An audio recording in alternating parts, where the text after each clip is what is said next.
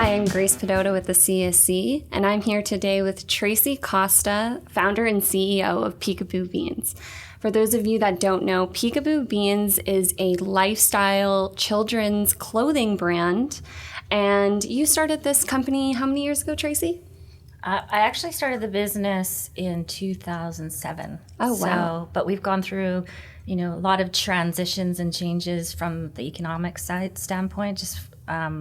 So we've really grown and evolved and really excited about all of the things that are happening now. Yeah, last I spoke with you, you said you were kind of repositioning the business model as well as the marketing plan. Do you want to talk to our viewers about that? Well, so what's happened, the retail environment changes substantially. At the end of the day, we have a fantastic product and we have on average an 85% returning customer rate. So we have a great product and people want access to it. But with retail changing, it was really about what is the best opportunity for growth for Peekaboo Beans and biggest distribution and biggest reach. And so, we did a big pivot. It was a bold move, but also the right move, and we're seeing a great transition. We finished the pivot, and what that means is really an omni-channel distribution. Yeah, I read that. What does that mean? So omni-channel is essentially people shopping in multiple different platforms. The millennial shopper shops fundamentally different than old school department store. What do you mean by fundamentally different? Like how different? So they shop in multiple touch points. They might go on and research about a brand and do their background on the brand online. They might go into a bricks and mortar store and touch and feel the product, experience the brand and the culture within a bricks and mortar environment, and then they might go back online and shop through the e-commerce platform. They also might shop, have loyalty with Amazon. There's 90 million Prime users in America. So they might utilize their free shipping access on Amazon Prime, but shop the brands that they love. And also engaging with brands in unique ways now. So it's actually really engaging through the brand through an app or through technology, which is another platform that we're going to be launching come September. So that's really what omni-channel is. It's just reaching customers on different platforms. Great. And so what do you think the top 5 platforms work best for Peekaboo Beans? The number one platform for us is an e-commerce platform built around an affiliate model. So an affiliate model, there's 2 sides of an affiliate model, and we've kind of embraced both of them. And we've kind of reinvented it a little bit. Affiliate would be marketing Peekaboo Beans on other people's websites. So any one of those, like Ebates, for example, might have millions of users. They recommend Peekaboo Beans on their sidebar, and someone clicks through and shops Peekaboo Beans, and Ebates would get a percentage of any sales. That's one platform. The platform that's really exciting for us is what we call social retailing. What we've done is we've taken the old school direct sales model where a mom might sell a product through her home, and we've given them the technology to be able to sell our product on Instagram or Facebook or Pinterest or any of their social media platforms. Very cool. So now what they can do is they can be a mom, they can be at home, and they can be monetizing the things that they value, the things that they love, and sharing it with their network. So social retailing, what we call social stylists, sell our product through their own networks. Think of Airbnb or Uber. We just create distribution through people. That would be our most powerful distribution. Next would be obviously our e-commerce. We have a bricks and mortar store now where we're creating experience. Parents come in and they can feel the culture and the brand. Their kids can come play in the store. They can touch and feel the product, and they leave feeling a part of the brand. And then obviously as an entry point, Amazon is massive. So we're excited about launching that. Great. Mm-hmm. And just back to your point about one of the channels is utilizing influencers on social media. Yes. And kind of, so recently, me and my friends had this conversation recently about, they have a lot of businesses as well and they utilize social media. Mm-hmm. And recently Instagram took away the likes like how many likes you can see on each post. Have you found that that's kind of affected your business in any way? It doesn't affect it. I mean, at the end of the day, the influencer can see where all the social's coming from, and you can still get the algorithms and all of that. It's interesting. It's interesting that they did that, but social influence is such a huge piece of people's business now. So when someone like we have in the last quarter, we probably reached 2 million consumers based on just a few posts from social influencers. So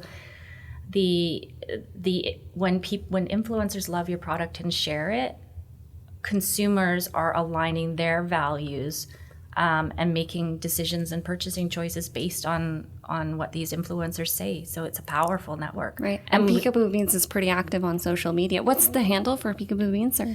Instagram's at Peekaboo Beans. Okay. And Facebook's Peekaboo Beans as well. Great. Yeah, and the website's www.peekaboobeans.com. Awesome. Mm-hmm. We'll be back in 30 seconds after a quick break from our sponsor. Public Entrepreneur Magazine chronicles a bold and exciting new chapter in the Canadian Securities Exchange story.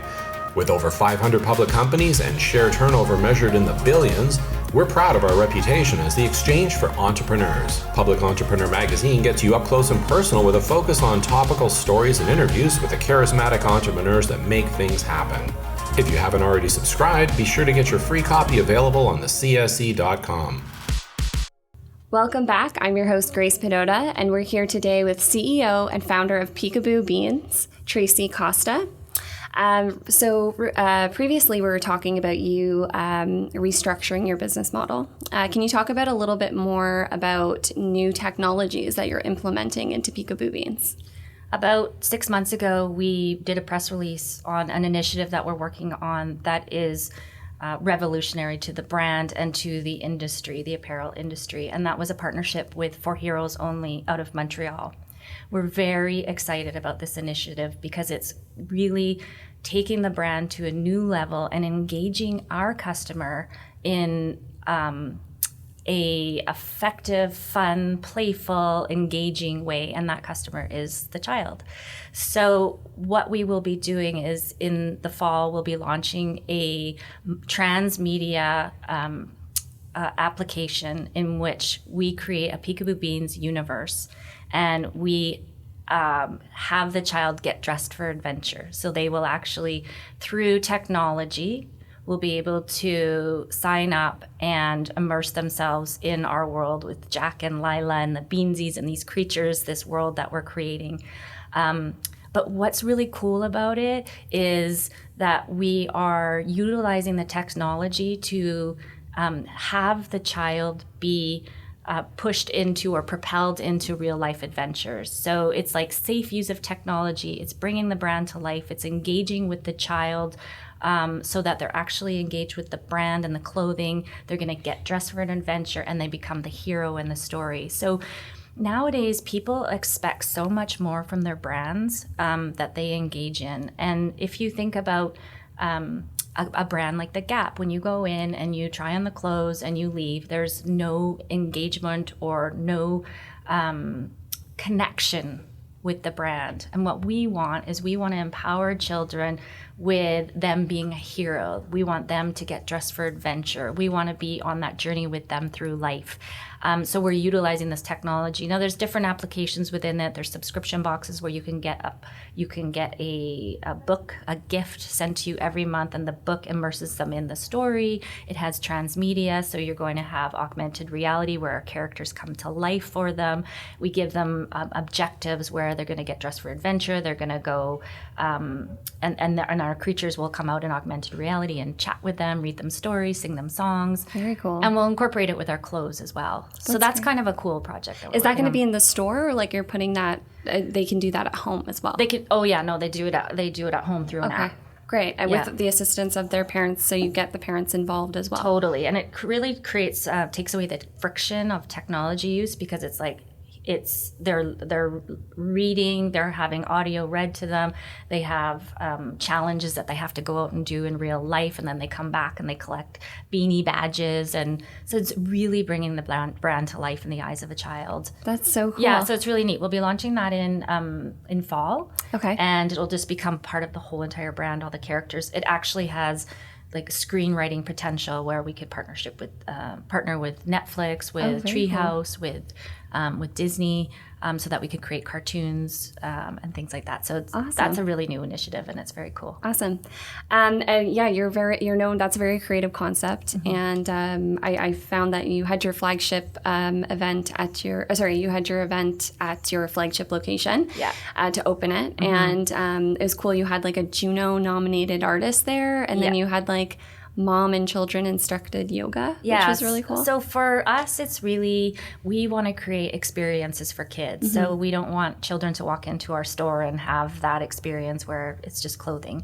We want to invite children into our world. We want to invite families into our world, and we want to entertain them, and we want to have fun. That's what life's about.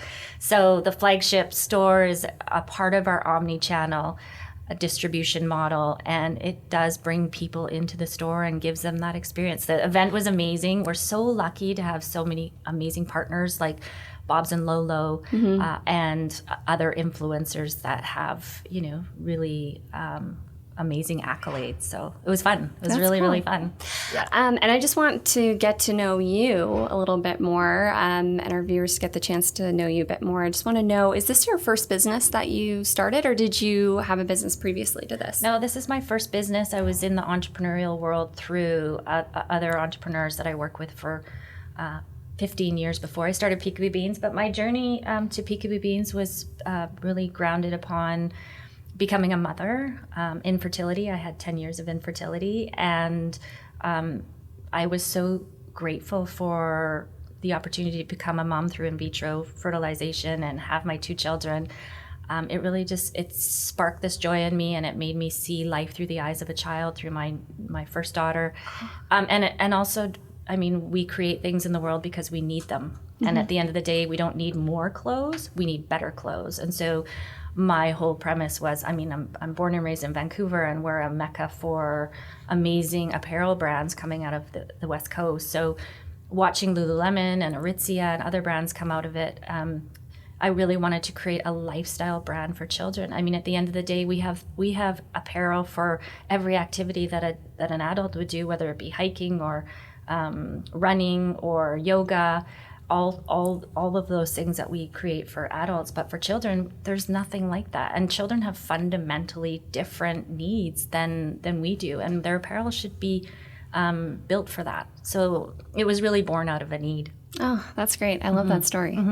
And just lastly, you recently spoke at a women's event, a women's forum. What event was that, sorry? So I spoke at the Forum for Women Entrepreneurs, which is a Canadian nonprofit that focuses on women's entrepreneurship and supporting women in business. They're an amazing organization, and I've had the privilege to have started my business utilizing them as a platform, and now being able to speak and mentor other women coming into the entrepreneurial world and supporting them. So the talk was all about my journey through entrepreneurship, and hopefully inspiring them to know that there's a lot of great things that come out of it, and there's a lot of things that you have to prepare for and be strategic and support them. So I feel quite honored to be able to support them because they're an amazing organization. Great. And what's one piece of advice that you would offer,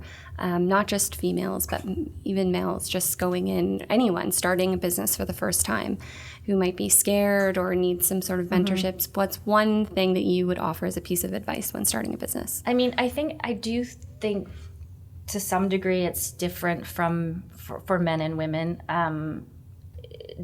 What I do fundamentally believe is that you have to be extremely passionate about what you're doing, because starting a business, running a business, and growing a business will take you to your darkest spots, and you have to have the resilience and the passion to fight through those, because it's worth it to do that. But at the same time, when you're in it, it can be, it can be extremely daunting. So passion and resilience to care enough to keep doing what you're doing. Great. Well, thank you so much for taking the time to speak with me, Traci, and allowing me to and our viewers to get to know you a little bit better. Thank you for having me. Hi, it's Grace from the CSC reminding you to make sure to follow us on social media for the latest updates on our listed companies as well as new listing alerts. For more in-depth content, be sure to pick up our free quarterly magazine, Public Entrepreneur, available online at thecsc.com.